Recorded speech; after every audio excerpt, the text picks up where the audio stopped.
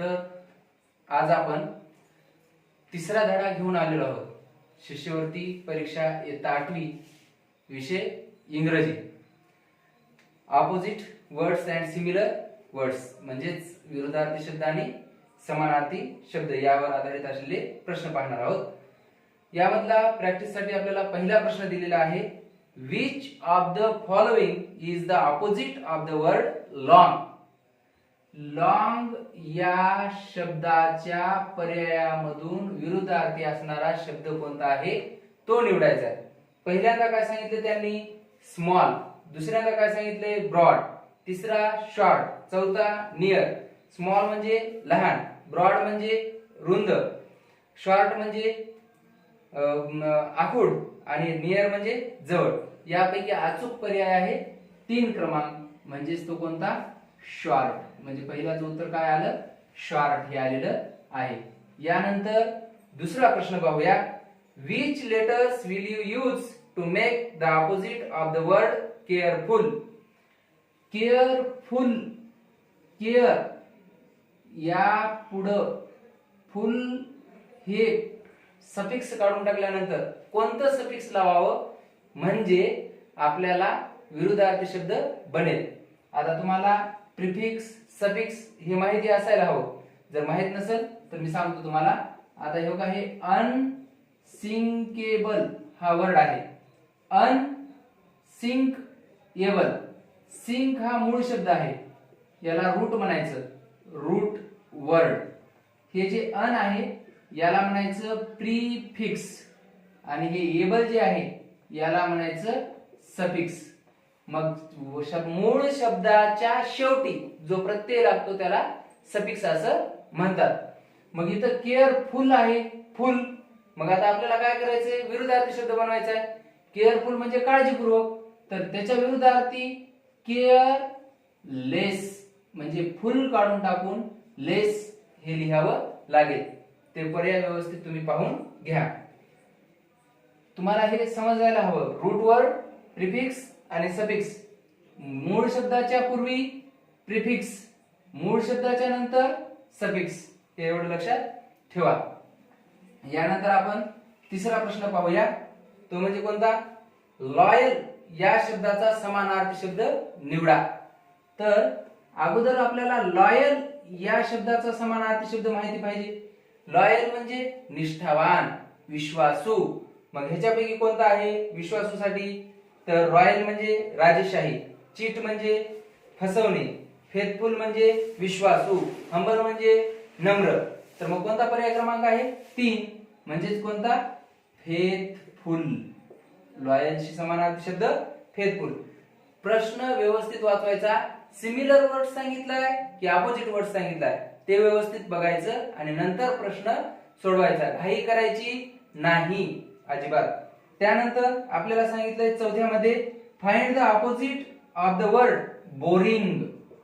Boring या शब्दाचा विरुद्धार्थी शब्द निवडा असं आपल्याला सांगितलेलं आहे. मग बोरिंग म्हणजे काय? तर कंटाळवाणं. आणि मग बोरिंगच्या विरुद्ध काय येणार आहे? कंटाळवाण्याच्या विरुद्ध तर इंटरेस्टिंग. काही इंटरेस्टिंग, आवड निर्माण करणार, इंटरेस्टिंग. त्याच्यानंतर पुढचं काय येईल? 5 number. Which of the following words has the same meaning of the word don? इथं DON डॉन नाही. 11 मुल्कों की पुलिस तलाश कर रही है, ऐसा नहीं है. तो यहाँ पे क्या है? DON. ये डॉन नहीं है, तो क्या है? DAWN, don. डॉन म्हणजे पहाट. आणि पहाट या शब्दाचा अर्थ काय होतो? मॉर्निंग असा होतो पर्यायामधून. कशामधून? पर्यायामधून. म्हणून तिथं मॉर्निंग हा येईल पर्याय क्रमांक 2. त्यानंतर which of the following pairs is not the opposite? खालीलपैकी पर्यायातून कोणती अशा जोड्या नाहीत की जे विरुद्धार्थी नाही? पहिल्यांदा सांगितले ऍग्री, डिसऍग्री. ऍग्री म्हणजे सहमत, डिसऍग्री म्हणजे असहमत, ही विरुद्धार्थी झाली. अपीयर म्हणजे दृश्य, डिसअपियर म्हणजे अदृश्य, ही सुद्धा विरुद्धार्थी झाली. करेक्ट. तिसरं करेक्ट आणि इनकरेक्ट. करेक्ट म्हणजे बरोबर, इनकरेक्ट म्हणजे चूक, ही सुद्धा विरुद्धार्थी झाली. पण 4 नंबरची हॅपी, ग्लॅड, हॅपी म्हणजे सुद्धा काय आहे, आनंदीच, आणि ग्लॅड म्हणजे सुद्धा काय आहे, आनंदीच, म्हणून ही विरुद्धार्थाची जोडी होणार नाही. म्हणजे 6व्या प्रश्नाचं उत्तर 4 नंबर हे येईल. त्यानंतर क्वेश्चन क्रमांक 7, choose the correct opposite for the underline word. It was a dangerous game.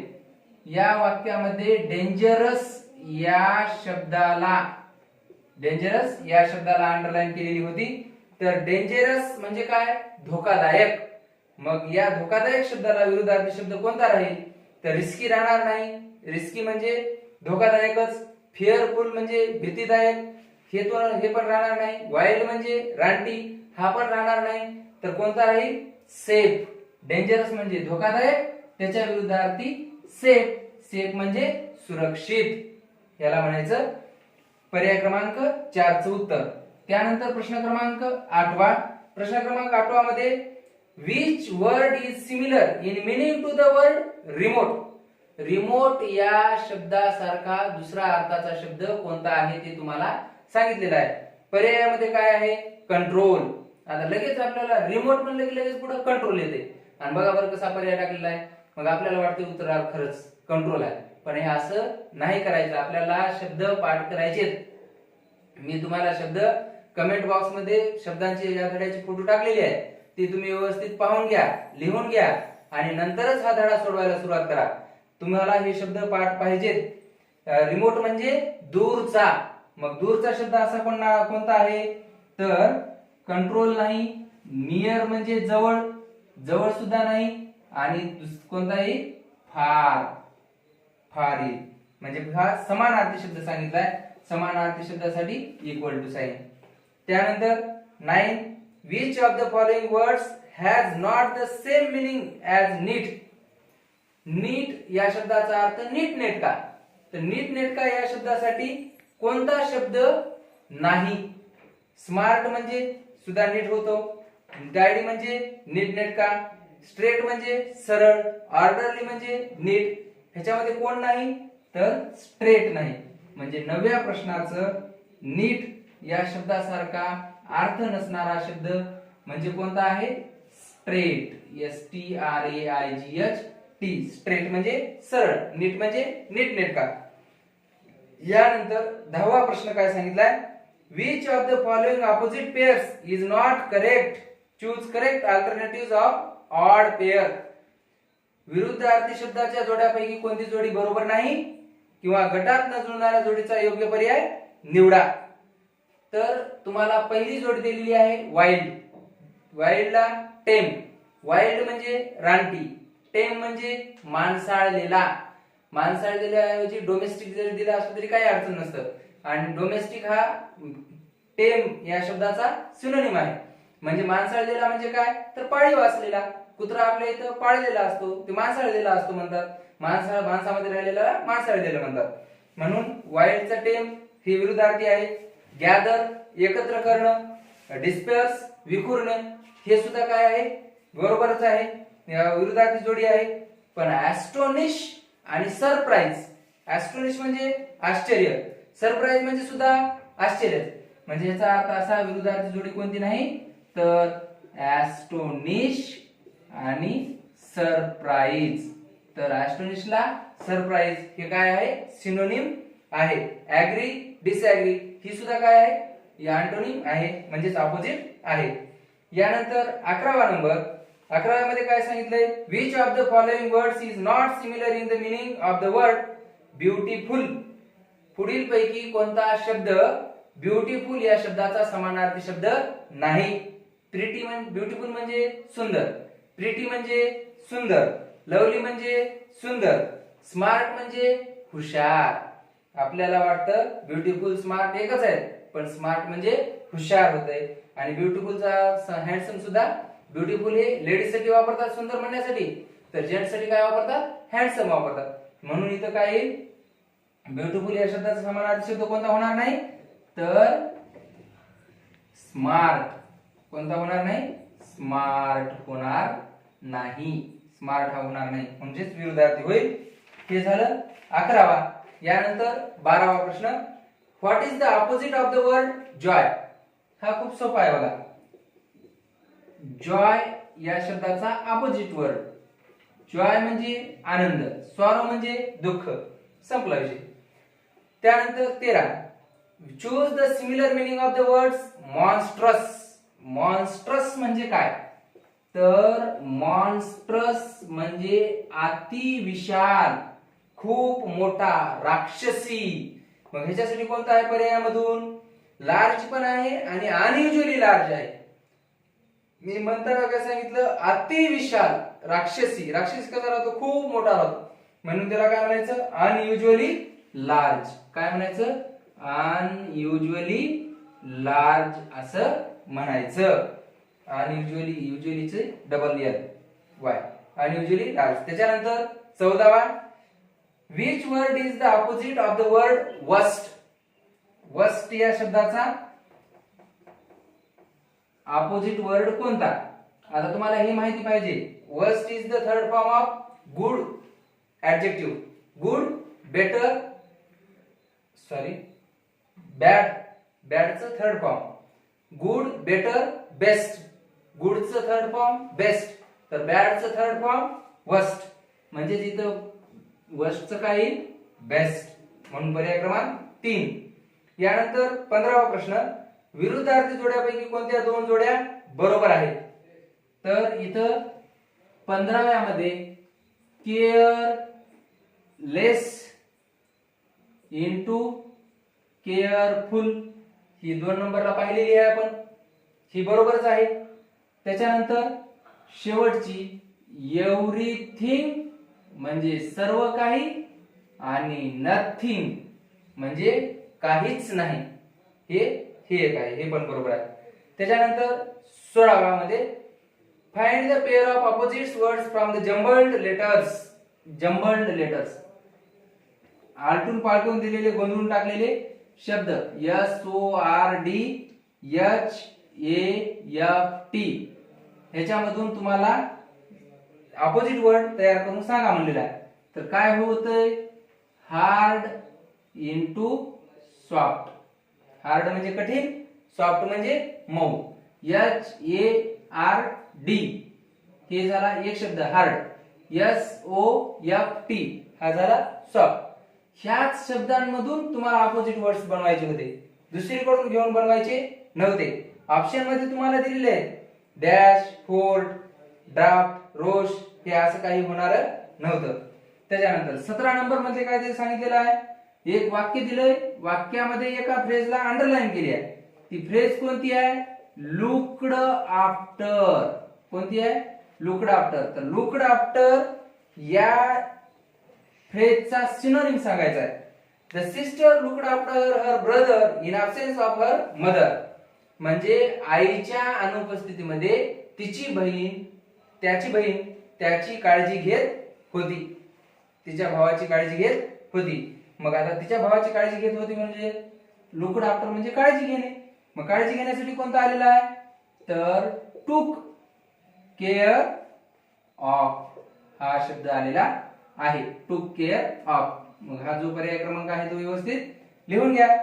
त्यानंतर choose 2 opposite pairs of words from the following jumbled letters. पुन्हा जम्बल्ड लेटर्स आलेले आहेत.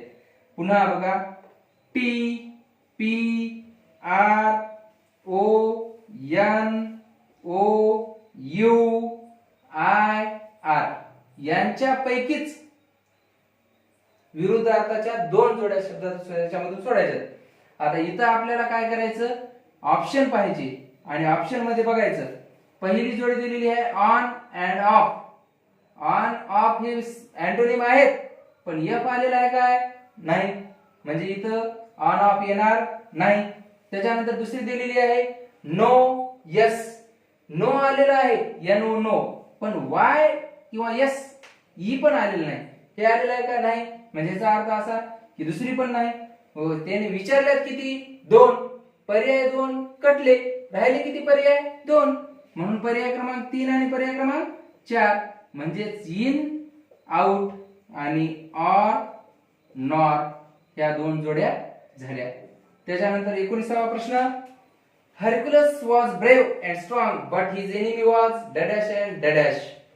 इथं अधोरेखित शब्दांसाठी विरुद्धार्थी दोन शब्द लिहायचे आहेत. अधोरेखित शब्द कोणते होते? एक ब्रेव आणि दुसरा स्ट्रॉंग. ब्रेव म्हणजे शूर, स्ट्रॉंग म्हणजे मजबूत. मग ब्रेवचा विरुद्धार्थी टिमिड. टिमिड म्हणजे भित्रा आणि स्ट्रॉंग म्हणजे वीक. वीक म्हणजे कमजोर. तर अशा रीतीने पर्याय क्रमांक 3 येईल. त्याच्यानंतर 20वा प्रश्न. 20व्या प्रश्नात काय सांगितले त्यांनी? 4 pairs आर गिवन. 4 जोड्या दिलेल्या आहेत. Which pair is not the pair of opposite words. तर कोणती जोडी ही ऑपोजिट वर्ड्सची नाही. Incomplete, complete. इनकम्प्लीट म्हणजे अपूर्ण, कंप्लीट म्हणजे पूर्ण. पुअर म्हणजे ही जोडी इनकम्प्लीट कंप्लीट ऑपोजिट आहे. पुअर रिच दुसरी. पुअर म्हणजे गरीब, रिच म्हणजे श्रीमंत. म्हणजे हे सुद्धा जोडी बरोबर आहे. हार्ड म्हणजे कठीण, इझी म्हणजे सोपं. ही सुद्धा ऑपोजिट जोडी बरोबर आहे. राहिली एकच, ती म्हणजे कोणती? जरी तुम्हाला अर्थ येत नसेल तरी पर्याय गाळायला शिका. ऑप्शन वगळायला, एलिमिनेट ऑप्शन करायला शिका. म्हणजे जेणेकरून आपल्याला उत्तर आलं पाहिजे कोण्याही पद्धतीनं. तर राहिली कोणती? एकच, प्रेज आणि ऍडमायर. प्रेज म्हणजे सुद्धा स्तुतीच, ऍडमायर म्हणजे स्तुतीच, म्हणजे प्रशंसा, प्रशंसा. ही होऊ शकत नाही अपोजिट जोडी, म्हणून पर्याय क्रमांक 4 येईल. त्यानंतर 21वा प्रश्न आणि शेवटचा प्रश्न.